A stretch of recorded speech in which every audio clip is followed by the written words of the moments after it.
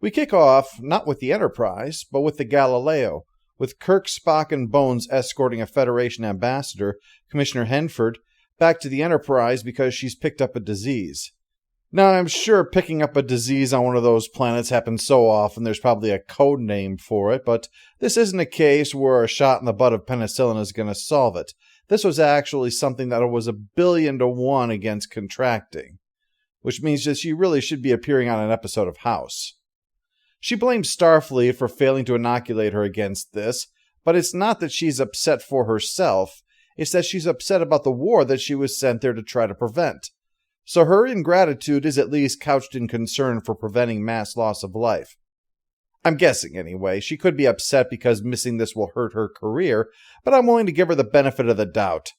Besides, anyone worried about career first doesn't wear neon green with a headscarf, not unless they were looking to rise through the ranks of a 1960s master villain.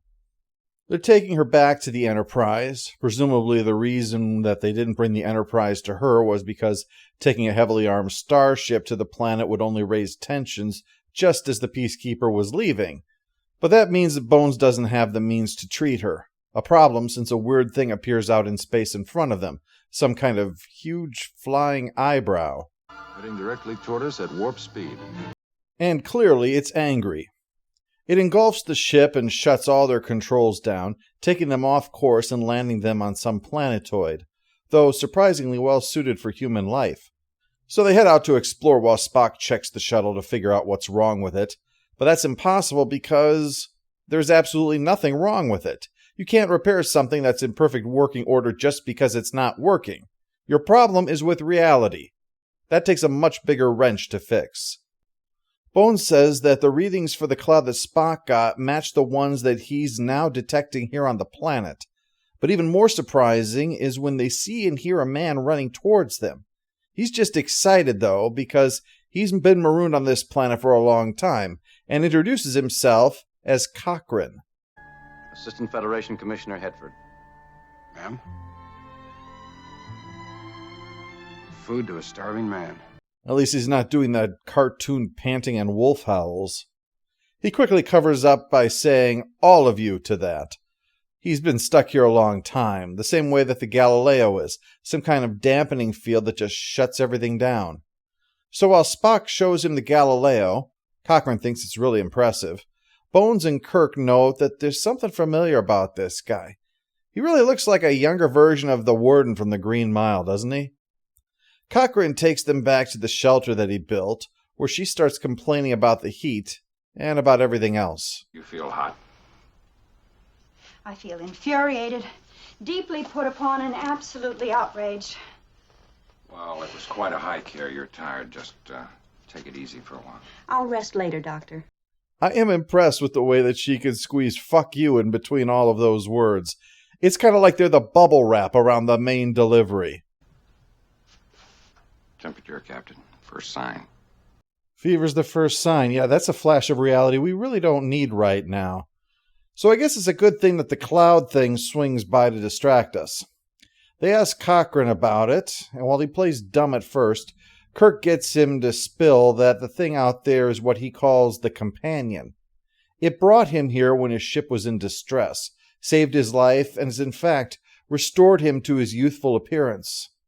What's more, Kirk asks Cochrane to reveal his first name, which is Zephram. They're shocked by this. For starters, we thought you'd be taller. The legendary discoverer of warp drive having been marooned here for 150 years, that's a bit hard for them to swallow. But the instruments do seem to corroborate his story. At least they're appropriately dated.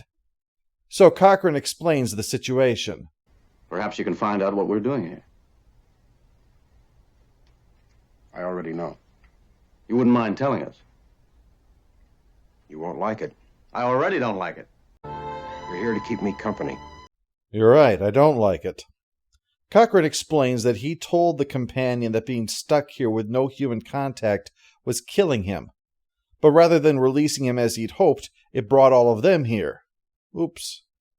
The commissioner takes this as expected, by breaking down and blithering. Probably the disease being exacerbated by the problem. But yeah, Kirk knows they need to get the hell out of here. and so he asks Spock to examine the companion and find a weapon that could be used, if necessary. As for Cochrane, Kirk confirms that he feels like a prisoner, and tantalized by all that's out there in the galaxy now, gets him on his side too. Now they just need to figure out what to do about the companion.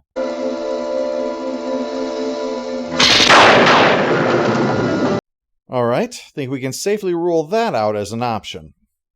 Unaware of this, Cochrane, at Kirk's prompting, heads out to summon it, and they watch the cloud engulf him, in a way that convinces Kirk and Bones that this is probably something more like love than the pet hypothesis that they had been previously working under.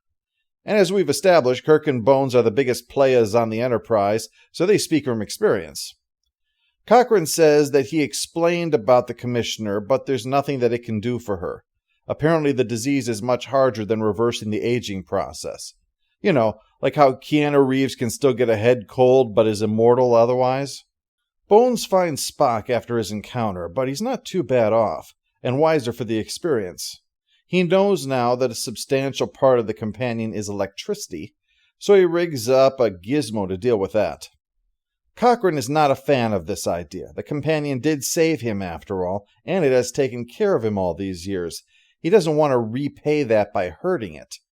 But with enough sharp words from Kirk, well, even Zephram Cochrane will acquiesce. So he schleps out there to summon it while Spock gets his gizmo all set up. No.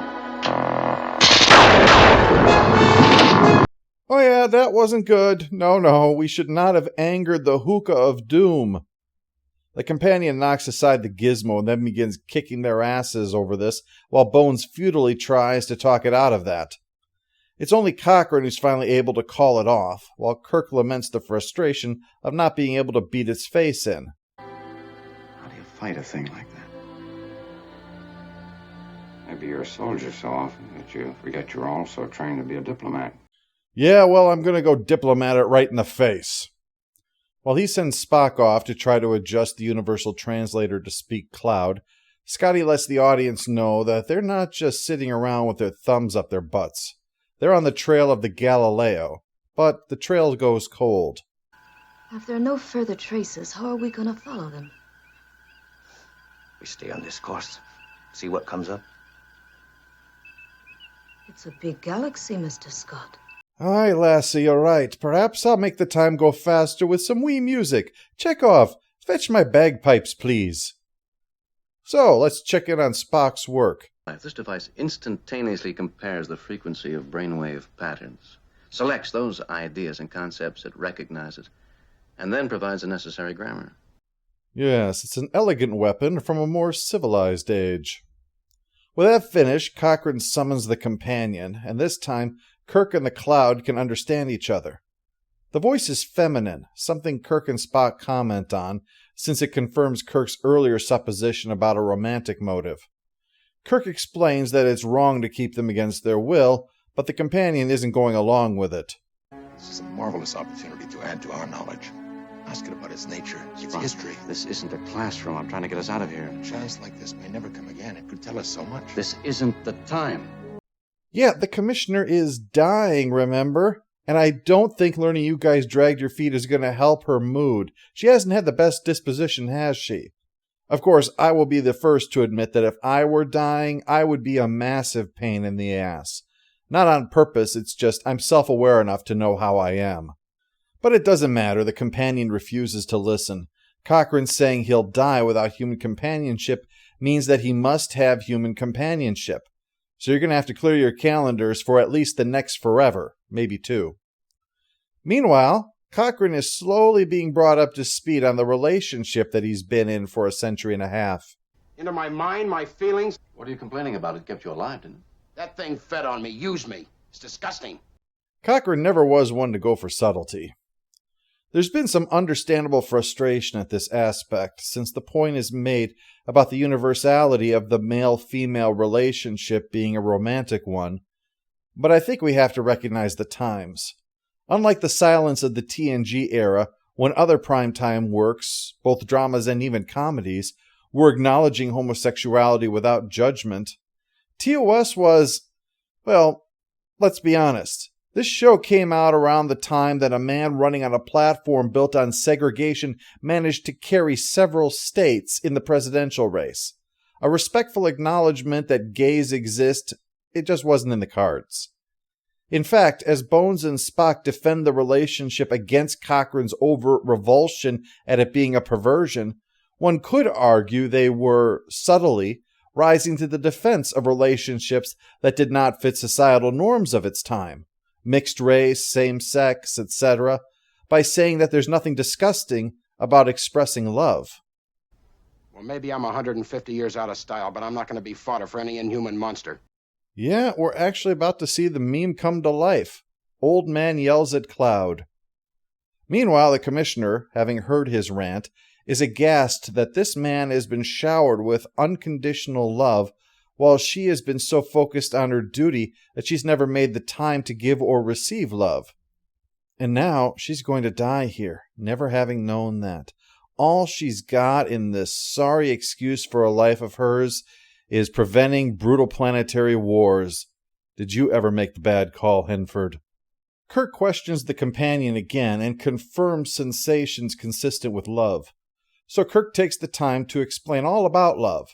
And I have to give a tip of the cap to the props department, who have decided that for this conversation, Kirk should be holding a vibrator. He makes clear that the relationship isn't going to work. And before you think that undoes everything I had just said before, Kirk's explanation is about how her expression of love is killing Cochrane by keeping him here against his will. And of course, keep in mind that all he's trying to do is to convince the Cloud to let them go, not cast aspersions on the relationship here. When you're in the middle of a situation where it's life or death, you sometimes have to step on people's sensibilities a tiny bit. Well, the companion takes Kirk's remarks literally, though, and so soon appears within the body of the commissioner, explaining that the two of them have become one the moment that the commissioner would have died. An understandable decision given both the immediacy of death as well as the deathbed regret about missing out on love. Cochrane's a little unsure at first, but her emotional awareness and the fact that she has sacrificed everything she has to become mortal in the hopes that she could be with him, well, even he can't resist for long. The two of them may need to borrow that universal translator soon, if you know what I mean. Well, the day keeps getting better and better. The Enterprise has reached communication range, and so can hone in on them for rescue. The companion doesn't have the power to block or contain them anymore. But even though she doesn't have the power, she still has the weakness that means she can't leave here for any length of time without dying. So Cochrane decides, after all they've been through together, that he wants to stay here with her. It isn't gratitude, Captain. Now that I see her, touch her, I know that I love her. So there you go, in case you were concerned. He is not doing this for the wrong reasons. He's doing it for the purest of them all. Dirty, dirty sex.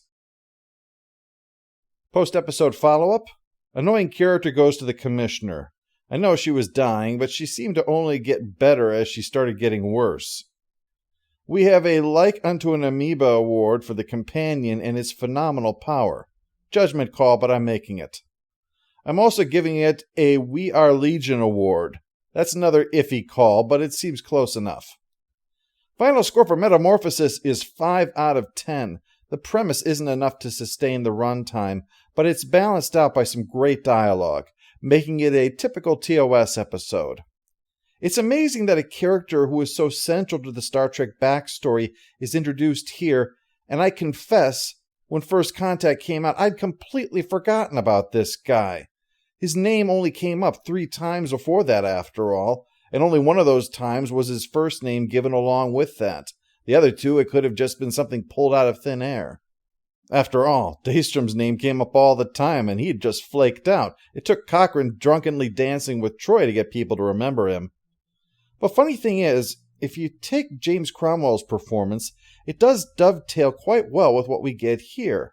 I mean, not perfect, but certainly believable. Overall, this is an alright episode. A mediocre story that's aided by an above-average script.